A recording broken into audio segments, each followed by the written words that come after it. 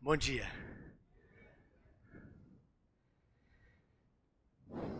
Abra sua Bíblia em 2 Reis, capítulo 20. Nós vamos ler do versículo 1 ao versículo 11. 2 Reis, capítulo 20, dos versículos 1 aos versículos 11. Se você está feliz de estar aqui nessa manhã, diga amém. Amém. Amém. Solta um sorriso no seu rosto para o Senhor. Deus seja louvado nessa manhã. Vamos ler então 2 Reis capítulo 20, versículos de 1 a 11. Diz assim as Escrituras do Senhor. Naquele tempo Ezequias ficou doente e quase morreu. O profeta Isaías, filho de Amós, foi visitá-lo e lhe disse: Assim diz o Senhor, ponha em ordem a sua casa, pois você vai morrer e não se recuperará. Ezequias virou o rosto para a parede e orou ao Senhor. Lembra-te, Senhor, como tenho servido com fidelidade e com devoção sincera. Tenho feito o que tu aprovas. E Ezequias chorou amargamente. Versículo 4. Antes de Isaías deixar o pátio intermediário, a palavra do Senhor veio a ele. Volte e diga a Isaías, líder do meu povo. Assim diz o Senhor, Deus de Davi, seu predecessor. Ouvi a sua oração, vi suas lágrimas e o curarei. Daqui a 3 dias você subirá ao templo do Senhor. Acrescentarei 15 anos à sua vida. E livrarei você a esta cidade das mãos do rei da Síria. Defenderei essa cidade por causa de mim mesmo e do meu servo Davi. Então disse Isaías: Preparem um emplastro, uma pasta de figos. Eles o fizeram e aplicaram na úlcera, e ele se recuperou. Ezequias havia perguntado a Isaías: Qual será o sinal que o Senhor me curará e de que hoje, há 3 dias, subirei ao templo do Senhor? Isaías respondeu: O sinal de que o Senhor vai cumprir o que prometeu é este. Você prefere que a sombra avance ou recue 10 graus na escadaria? Talvez a sua versão esteja no relógio de sol. Disse Ezequias: Como é fácil a sombra avançar 10 degraus, prefiro que ela recue 10 degraus. Então o profeta Isaías clamou ao Senhor, e este fez a sombra recuar os 10 graus que havia descido na escadaria de Acás. Senhor, nós chegamos à tua presença, ó Pai, e suplicamos ao Senhor a tua direção. Queremos pedir, ó Pai, o guia do Espírito Santo neste momento, ó Pai, que as palavras que sejam proferidas, ó Pai, sejam todas conforme a mensagem que o Senhor preparou nesta manhã. Nos permita, ó Pai, sair da rasura, sair do raso e entrar na profundidade, ó Pai, da mensagem que o Senhor busca para nós, ó Pai, que o Senhor quer nos falar nessa manhã. Derrama as bênçãos, ó Pai, sobre esta igreja, para que sejamos, ó Pai, submissas à único cabeça que é Cristo Jesus. Em nome dele que nós oramos. Amém. Muito bom. Esse é um trecho que, se você já ouviu falar, provavelmente, quando você lê esse trecho, a primeira coisa que vem na sua cabeça é a oração de Ezequias. Inclusive, recentemente, as mulheres aqui da igreja, tem um grupo chamado Mulheres Intercessoras, onde elas oram, onde elas estudam, e um dos temas foi exatamente sobre essa questão da oração. Mas antes de eu falar aqui só, eu não dei as boas-vindas, né, para os visitantes aqui. Então, desculpe aqui, visitantes, a minha indelicadeza. Quero dar as boas-vindas, sejam bem-vindos. Estou vendo vários visitantes, várias pessoas que não apareciam também há um tempo. Como é bom ver irmãos e visitantes aqui conosco. Sejam bem-vindos, sintam-se amados aqui. Nós queremos conversar com você e é muito bom ter você aqui conosco. Então, quando nós olhamos aqui basicamente para Ezequias. Ele ora, ele tem aqui um veredito: você vai ficar doente. E ele ora: Senhor, lembra-te de mim. E o Senhor então muda a decisão e o Senhor fala: tá bom, você vai ganhar 15 anos de bônus. Então, basicamente, quando a gente lembra de Ezequias, pelo menos eu particularmente sempre lembro deste feito, que é a oração de Ezequias. Mas eu queria chamar a atenção para o finalzinho do versículo 1, que esse vai ser basicamente o tema da mensagem de hoje, onde ele diz: Assim diz o Senhor, ponha em ordem a sua casa, pois você morrerá. E aí, o que nós podemos ver aqui, e se você for pesquisar, ponha em ordem a sua casa. O que será que Deus quer dizer com ponha em ordem a sua casa? Qual é a mensagem que Deus pede para Ezequias fazer, ou qual é a ordem que Deus pede para Ezequias fazer para que ele resolva antes de morrer? E nós podemos pensar em algumas coisas aqui. Talvez você possa pensar que seja de uma forma literal, não é? Talvez se você tem uma casa que não é muito que não é muito organizada, talvez você pense, eu preciso arrumar minha casa. Pode ser que você pense assim, mas lembra-se que Ezequias era um rei. Ele tinha servos, ele tinha súditos. Ezequias provavelmente aqui não está falando sobre arrumar a sua casa de forma física. Esse não era um problema para Ezequias. E nós vamos ver nas escrituras que Ezequias tinha muito dinheiro. Ezequias tinha muitos tesouros. Então isso não está ligado a uma arrumação física. Apesar de algumas pessoas acharem. E se couber para você também, não tem problema. Se você quiser chegar na sua casa hoje e dar um tapa na sua casa, está tudo bem também. Fica ao seu critério. Mas não é isso que Deus está falando. Uma segunda coisa que a gente pode olhar aqui é que Deus está falando, e normalmente nós pensamos em espiritual, não é? Arrume a sua casa e depois morra. E o que nós pensamos é que é espiritual, ou seja, Ezequias precisava resolver alguma coisa espiritual antes de morrer. Mas nós vamos ler também juntos aqui que é provavelmente que não esteja falando disso. Por quê? Porque Ezequias foi, e a Bíblia diz, que não houve rei tão temente quanto Ezequias. Não houve e não haveria rei tão temente como Ezequias. Então, essa mensagem não se trata também do espiritual. Algumas pessoas podem falar então que trata-se de um serviço ministerial. Ele tinha que fazer alguma ação específica aqui. E nós vamos ver também que não era isso. Ezequias foi utilizado para um avivamento nas mãos do Senhor, naquela geração, onde ele derrubou deuses, onde ele reaviveu a palavra do Senhor. Então também não tem a ver com o ministério ou o serviço de Ezequias.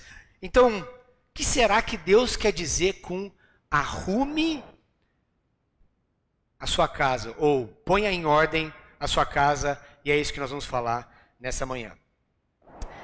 Pelas minhas contas aqui, Ezequias tinha por volta de 39 anos quando ele recebeu esse veredito. Se você for lá em 2 Reis, capítulo 18, volta algumas páginas aí bem simples, o versículo 2 vai falar: ele tinha 25 anos de idade quando começou a reinar e reinou 29 anos em Jerusalém. Ou seja, 25 mais 19, 54 anos.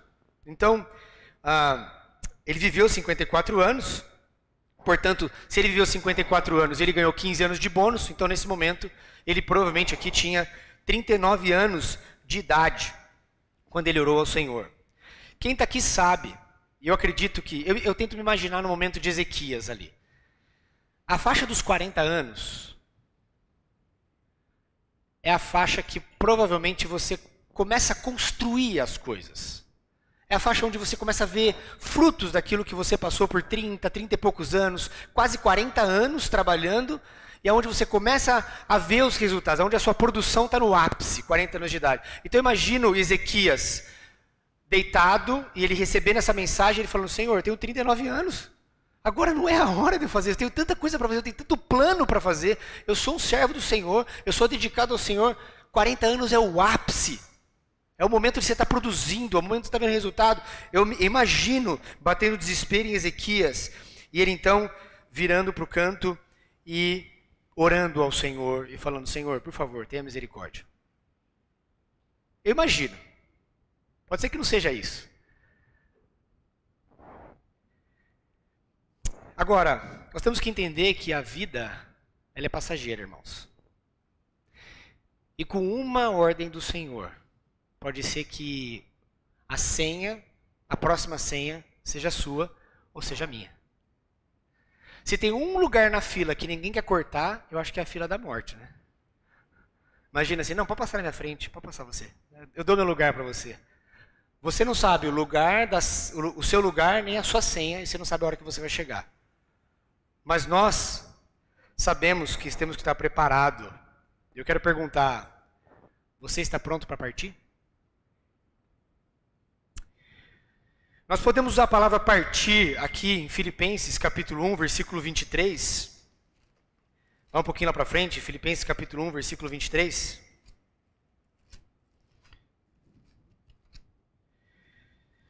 Paulo diz: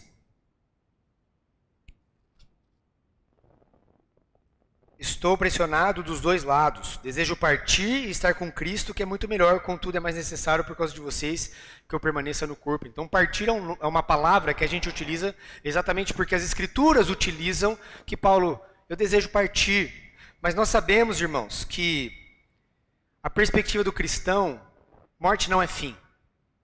É só uma passagem para um lugar infinitamente melhor, que é o que nós alcançamos, e nós queremos e buscamos diariamente. Agora, viver pronto para partir, sim, implica numa ordem espiritual. Estar pronto para partir implica em a casa espiritual estar em ordem. Isso é um conceito bíblico. Se nós voltarmos um pouquinho para 2 Coríntios, capítulo 5, versículo 1.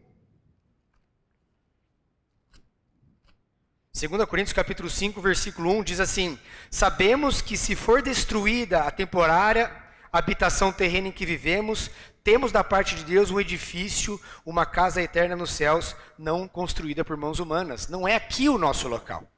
A palavra de Deus diz: não é aqui o nosso local.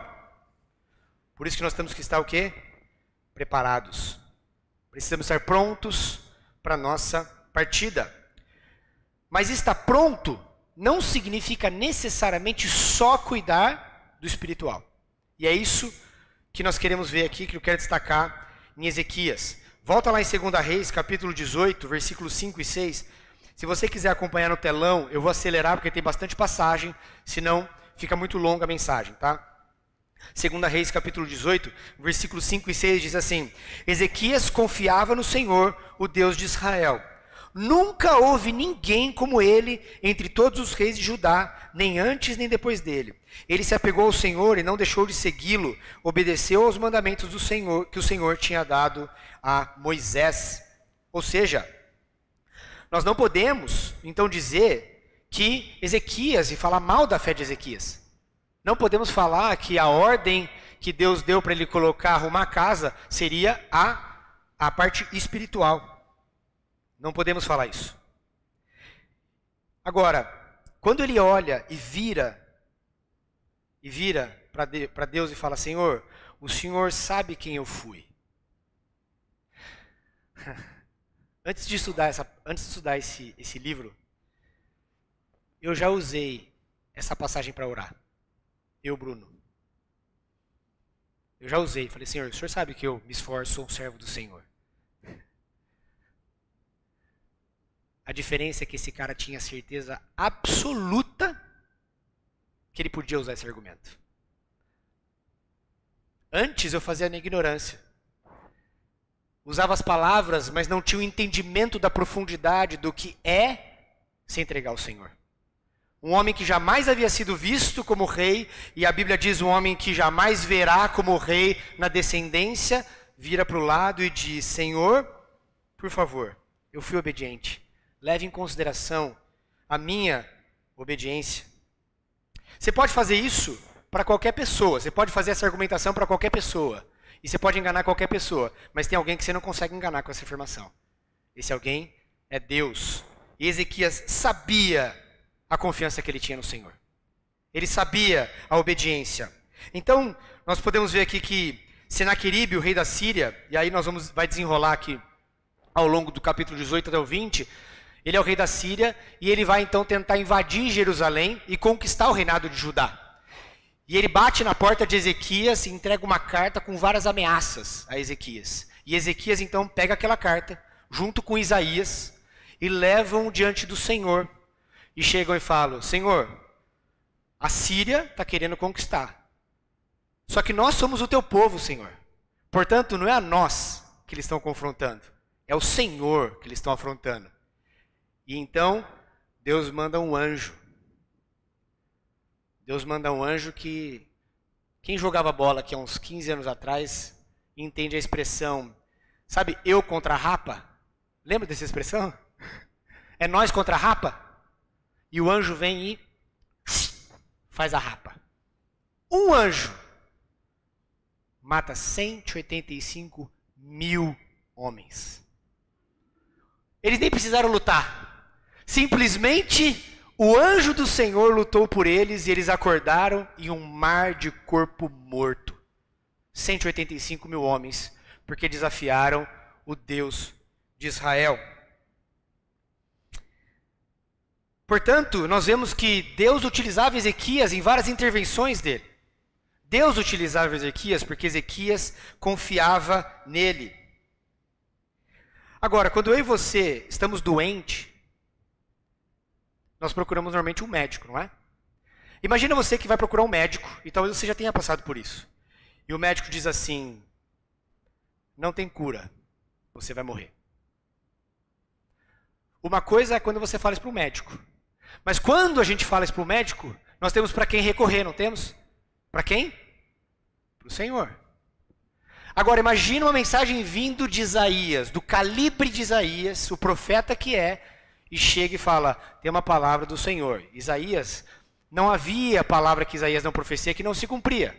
E então, agora eu me pergunto, se você estivesse no lugar de Ezequias, é o Senhor que mandou, você vai recorrer para quem?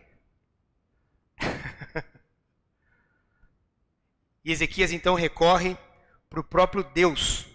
E aí nós vemos então que quando Deus fala, ele recorre para Deus e Deus, quando Isaías está saindo do pátio, ele já retorna, nem dá tempo, ele fala, Deus ouviu sua oração, você ganhou 15 anos de bônus. E Ezequias sabia que a profecia, para se cumprir, precisava de um sinal. E ele fala, qual é o sinal que você vai me dar então? E aí Isaías fala assim, tipo assim, se você quer que a sombra retorne 10 graus, tecle 1. Se você quer que a sombra avance 10 graus, tecle 2. E Ezequias, audacioso, fala o seguinte, avançar a sombra é fácil. Isso acontece o tempo todo. Avançar 10 graus. Eu quero ver Deus atrasar, recuar 10 graus. A confiança do homem era tão grande que ele falou, eu quero que Deus mude o universo por minha causa, porque eu estou pedindo. E qual que é o desfecho? Deus atende o pedido de Ezequias. Que homem, que fé. 10 graus para trás, porque era difícil, porque 10 graus para frente era muito fácil. Então não temos o que falar de colocar em ordem a vida espiritual dele. Não temos o que falar de colocar em ordem a vida serviçal, ministerial deste homem.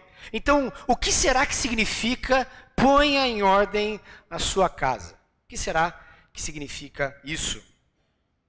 E o que eu quero dizer, irmãos, nessa manhã muito importante, é que um conceito que nós precisamos ter é que na nossa partida não é somente a nossa vida espiritual ou a nossa vida ministerial, mas porque toda e qualquer recompensa que tivermos na eternidade será definida no que nós fizemos aqui e agora. Nós vamos levar nada dessa vida, irmãos, mas tem uma coisa que nós vamos levar nessa vida. São as nossas obras. Apocalipse, capítulo 14, versículo 13, diz assim, então ouvi uma voz do céu dizendo, escreva, felizes ou bem-aventurados, está vendo a sua versão, os mortos que morreram no Senhor de agora em diante, diz o Espírito, sim, eles descansarão das suas fadigas, pois as suas obras os seguirão. E nós podemos ver isso em Hebreus capítulo 11, os heróis da fé, as obras falando até hoje, Abel é mencionado, das suas obras falando conosco até hoje. Irmãos, você não vai levar nada daqui.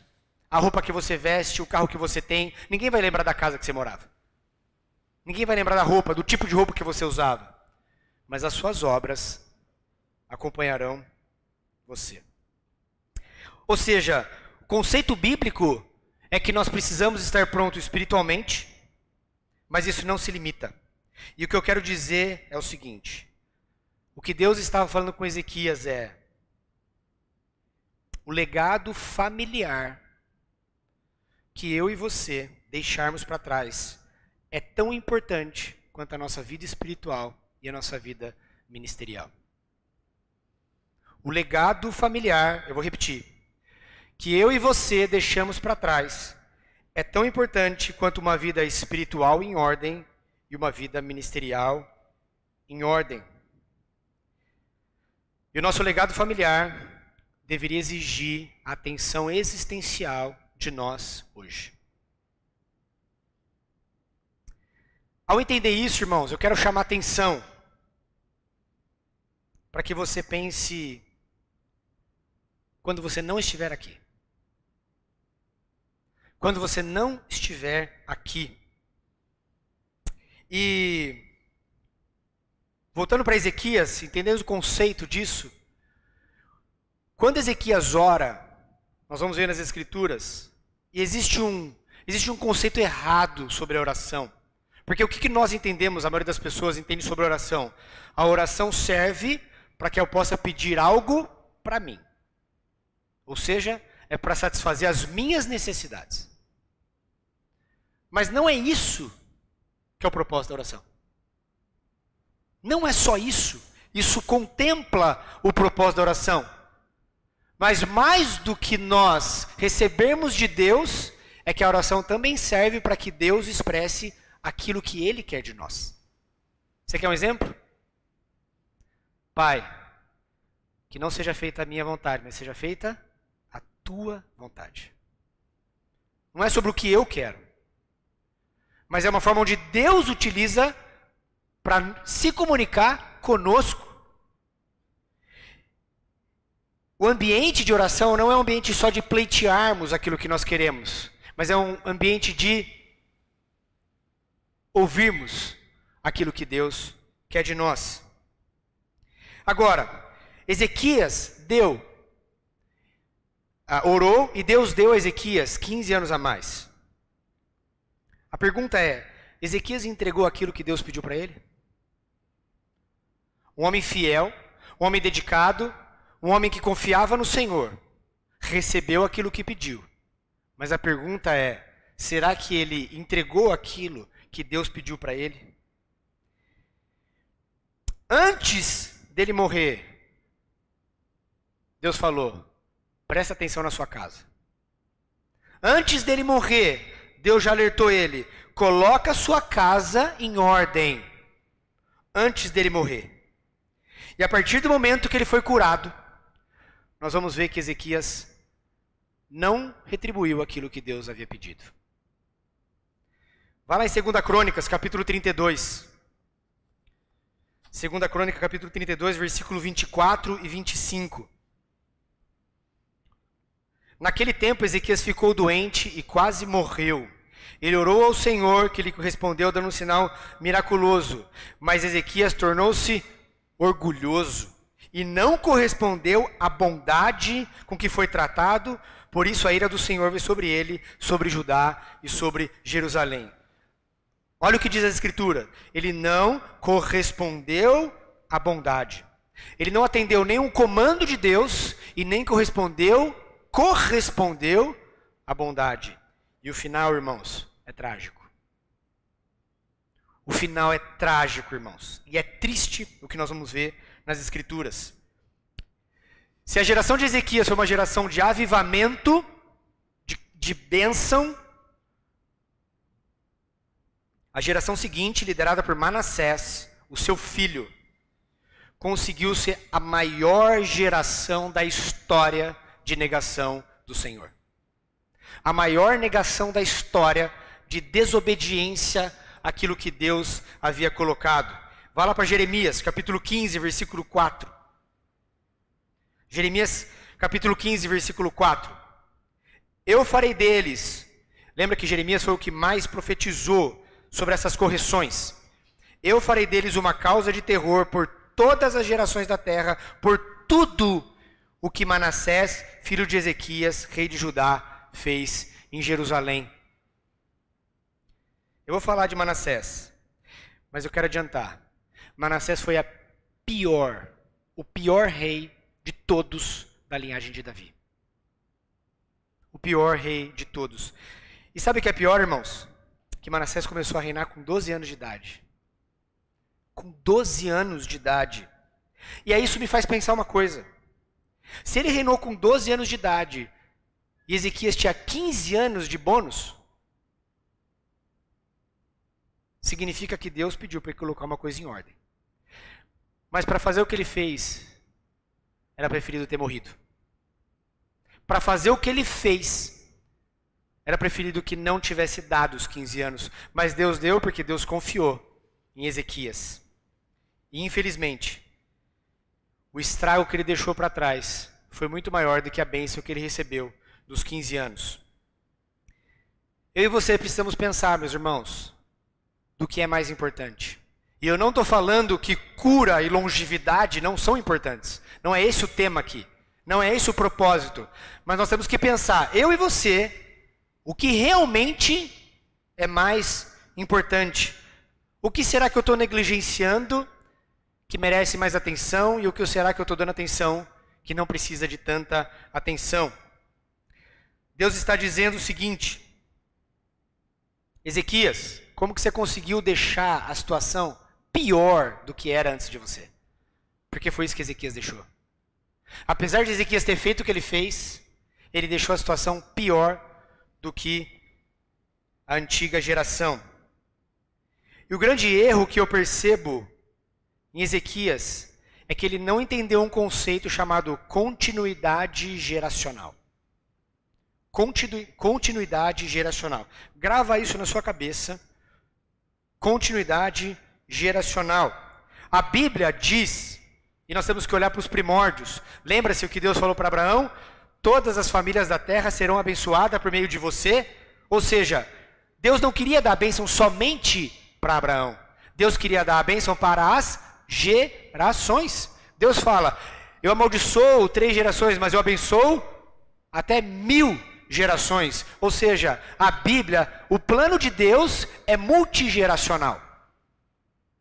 O que você e eu vivemos aqui não está ligado ao que nós fazemos hoje, mas está ligado ao que nós vamos deixar. Não é sobre o hoje, é sobre o que vai ficar daquilo.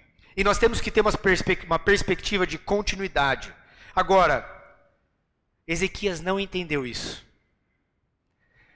E olha o que aconteceu em 2 Reis, capítulo 20, a partir do versículo 12. Eu vou ler só o versículo 11 aqui. Então o profeta Isaías clamou ao Senhor... versículo 12, isso. Naquela época, o rei da Babilônia, Marodaque Baladã, filho de Baladã, enviou cartas e um presente para Ezequias, pois soubera de sua doença. Ezequias recebeu em audiência os mensageiros e mostrou-lhes tudo que havia em seus armazéns, a prata, o ouro, as especiarias e o azeite finíssimo, e o seu arsenal e tudo o que havia em seus tesouros. Não houve nada em seu palácio ou em seu reino que Ezequias não lhe mostrasse. Só dá um pause aqui. Ezequias vai lá, recebe então o rei da Babilônia, e aí ele fala, vem cá, comitiva, deixa eu me gabar aqui. Status, deixa eu mostrar aquilo que eu tenho. Ele mostra tudo que ele tinha. Tudo, tesouros, abre tudo, tal, mostra tudo. Só que olha o que ele fala, no versículo 14. Então o profeta Isaías, rei de Ezequias, lhe perguntou, o que esses homens disseram, de onde vieram? Ezequias respondeu, de uma terra distante, vieram da Babilônia. O profeta perguntou, o que eles viram em seu palácio? Disse Ezequias, viram tudo em meu palácio, não há nada em meus tesouros. Da onde vinham esses tesouros, irmãos? Desde a construção do templo de Davi. Do plano de Davi, de Salomão, e depois de todas as gerações. E Ezequias fala, então, os meus tesouros. Um egoísmo aqui. Então, versículo 16. Então Isaías disse a Ezequias, ouça a palavra do Senhor. Um dia, tudo que se encontra em seu palácio, bem como tudo que os antepassados acumularam até hoje, desde Davi, será levado para a Babilônia, nada restará, diz o Senhor. Alguns dos seus próprios descendentes serão levados e eles se tornarão eunucos no palácio do rei da Babilônia. Vamos parar aqui. Ou seja, o que ele fala é, tudo aquilo que foi conquistado vai sumir. Não só os seus tesouros, mas aquilo que os seus pais, aquilo que os seus avós, tudo aquilo que eles construíram, que eles deram o sangue para construir, agora vão para a Babilônia e você não vai ver nada disso. Imagina você receber um ato profético desse. Vindo de quem? Do Senhor. Essa é a primeira notícia ruim. Mas a segunda notícia ruim, no versículo 17, além disso, os seus filhos e os seus descendentes serão escravos. E mais do que isso, eunuco. Eunuco eram homens que eram castrados para que eles não fossem ameaça para o harém do rei, o qual eles eram submetidos como escravos. Ou seja, sabe a continuidade geracional que eu planejei? Eu estou cortando. A linhagem geracional está comprometida. Agora, olha o que esse homem fala no versículo 19. Respondeu Ezequias ao profeta: boa é a palavra do Senhor. Boa é a palavra do Senhor. Hã? Por quê? Parte B. Pois ele entendeu que durante a sua vida haveria paz e segurança. Um homem que confiava no Senhor. Um homem usado para um avivamento numa geração. Um homem dedicado. Um homem que enfrentava milhares de homens, milhares de inimigos. Bom, tá tudo bem. Se não é para mim, que se exploda. Desculpa o termo da palavra. Basicamente é isso. Virando as costas para os filhos e para as gerações. A conta que ele fez, eu já sei quando eu vou morrer. São 15 anos. Não vai dar tempo de acontecer isso. Então, boa é a palavra do Senhor. O importante deste homem era sair ileso, porque o egoísmo falava mais alto. Porque o egoísmo era quem norteava os seus pensamentos. Apesar de ser um homem que confiava profundamente no Senhor, mas ele não entendia uma coisa: continuidade geracional. Continuidade geracional. E, irmãos, acredite, existem muitos líderes hoje, cristãos, que se comportam da mesma forma como Ezequias. Existem muitos homens hoje que não levam a sério a continuidade geracional e não cuidam da sua casa. E quando nós pensamos nesse modelo, nós temos que lembrar que o plano do Senhor é continuidade geracional.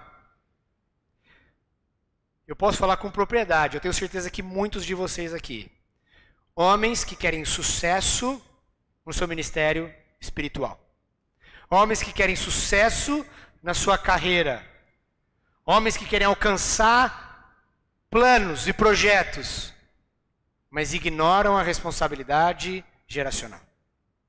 Porque estão preocupados com si mesmos e não com o que vão deixar para a próxima geração e dar continuidade no plano do Senhor. Olha Gênesis capítulo 18, versículo 19. Deus não quer abençoar somente esta geração. Deus quer transbordar a bênção para as próximas gerações. Capítulo 18, versículo 19 de Gênesis. Pois eu escolhi, falando para Abraão, tá? Para que ordene aos seus filhos e aos seus descendentes que se conservem no caminho do Senhor, fazendo o que é justo e direito, para que o Senhor faça vir a Abraão o que lhe havia prometido. Ou seja, cumprir aquilo em Abraão está condicionado a quê? A dar continuidade àquilo que Deus falou para Abraão.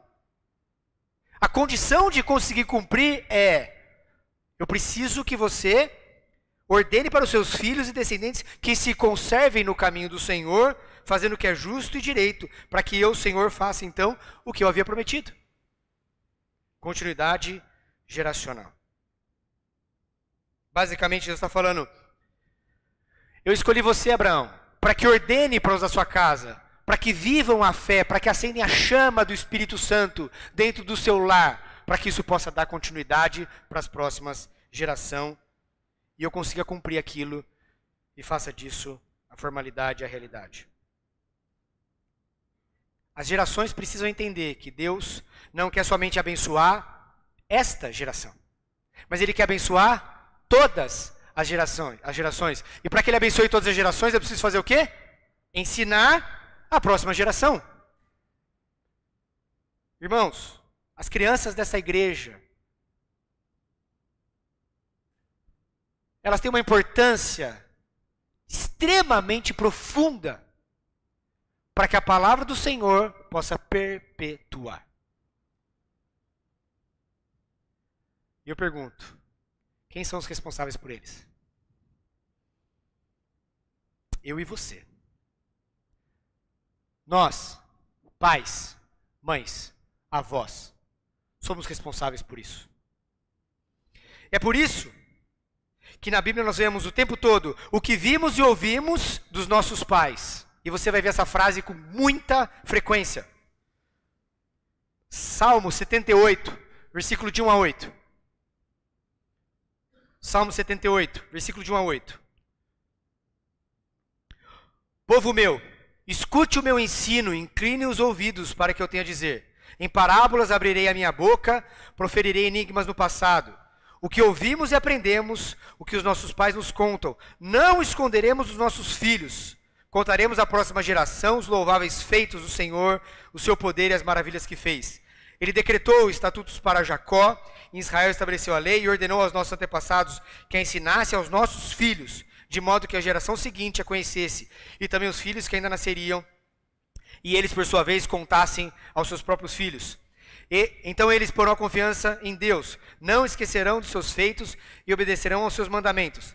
Eles não serão como seus antepassados, obstinados e rebeldes, povo de coração desleal para com Deus, gente de espírito infiel. É a minha e sua e a nossa responsabilidade ensinar isso para os nossos filhos. Quando? Todos os dias. Todos os dias. Todos os dias. E quando nós falamos, irmãos, de uma vida familiar correta, não é só uma vida emocional equilibrada, mas é uma vida de cultivar a presença de Deus, de acender a chama da fé, de transmitir a aliança que nós temos com Deus para os nossos filhos. Inclusive, esse é um dos propósitos do rito da circuncisão. Lembra? O homem tinha que circuncidar no 8º dia de vida. E a mensagem que Deus está falando é: a aliança que você fez comigo, você, pai, vai fazer no seu filho. A mesma marca. Sabe por quê? Quando o homem for utilizar o seu órgão reprodutor para a próxima geração, ele vai olhar e vai se lembrar: a marca. A marca. Esse era um dos propósitos também. E hoje, claro, nós sabemos que essa marca é o Espírito Santo que habita em nós, que nós recebemos no momento do batismo. E se você não tem essa marca, e se você não tem o Espírito Santo, você não sabe se você recebeu, não fique com essa dúvida. Porque Deus buscará os que têm a marca dele.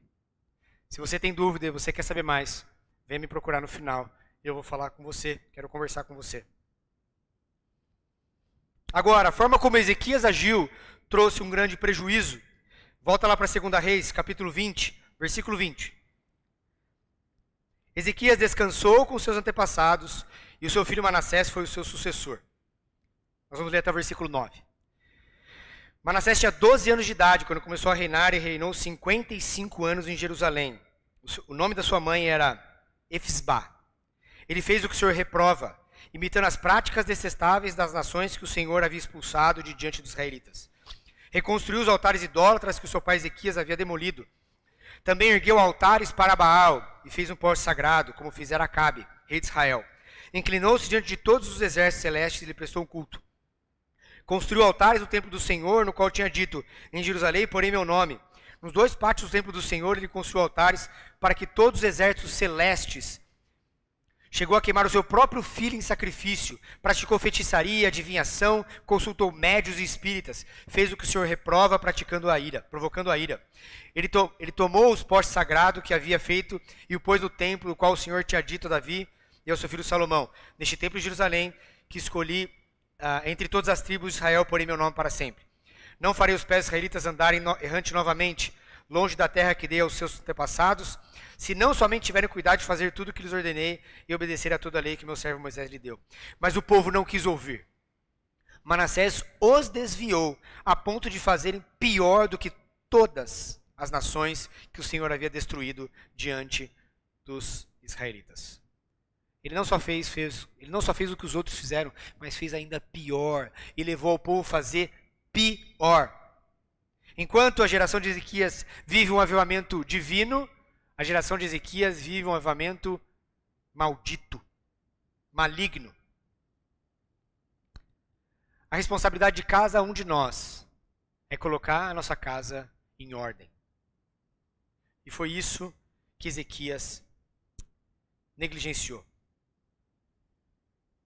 Agora, quando ele diz, boa é essa palavra, eu me pergunto para os irmãos, será que o egoísmo de Ezequias é a exclusividade dele? Será que esse egoísmo é a exclusividade deles, meus irmãos?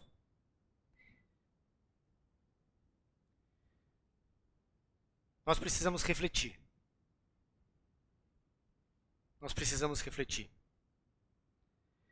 Isso é tão sério,